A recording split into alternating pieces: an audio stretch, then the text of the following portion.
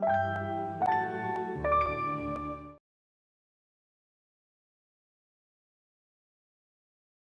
is consistently a top iconic brand in South Africa because of heritage and consistency. It's been around for 75 years.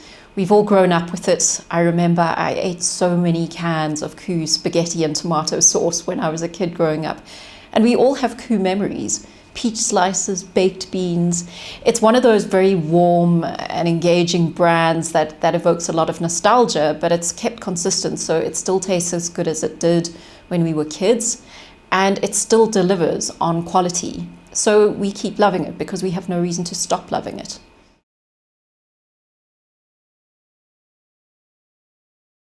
KOO is now the leading canned Chakalaka brand in South Africa, and they were one of the first people who thought of canning it. Nobody thought of canning Chakalaka before then, and now it's one of their most successful product lines.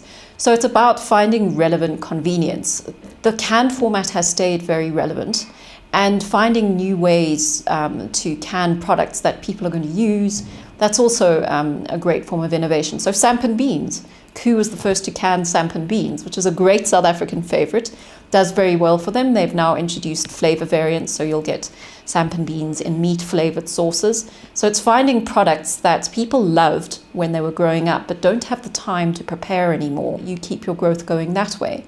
Innovation also means being willing to pull products that aren't particularly successful or that you feel don't deliver on your core promise to customers. So sometimes you'll experiment with a new product, and if it doesn't work as well as you'd like it to, then you take it off the market.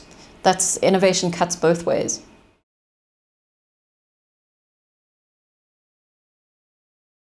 KOO has consistently advertised over many years, but I think the real power of that brand is in that iconic can and that iconic logo, and it does speak to the power of packaging.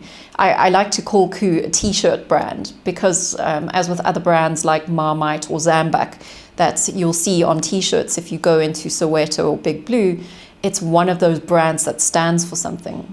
Lion Matches is another one. It's the power of the iconography they've developed over years, and packaging and logos are often undervalued or underrated elements of the marketing mix. That consistent presence on shelf is a huge part of this brand's power. Because Mama KOO first came to life in about 2005 on African language radio stations, and she's now evolved into a persona who exists on Facebook and Twitter. And she has quite a lot of interaction currently with YFM because we're doing a promotion with them every Friday. The two DJs on the afternoon show will have a little bit of a chat about KOO products and cooking, and then Mama KOO will interact with them via Twitter and also on Facebook. So it's an example of how the brand personas you create can move with the times and can become relevant to different markets. Because Mama KOO is historically targeting women who are 30 and over and who wanted to share their recipes. But now we're faced with a challenge where our target audience is slightly younger and has changed with the times. They're looking for different convenience solutions. Mama KOO's got to change to keep up with that, but also hold on to what people associate her with, which is good old-fashioned comfort food and home cooking.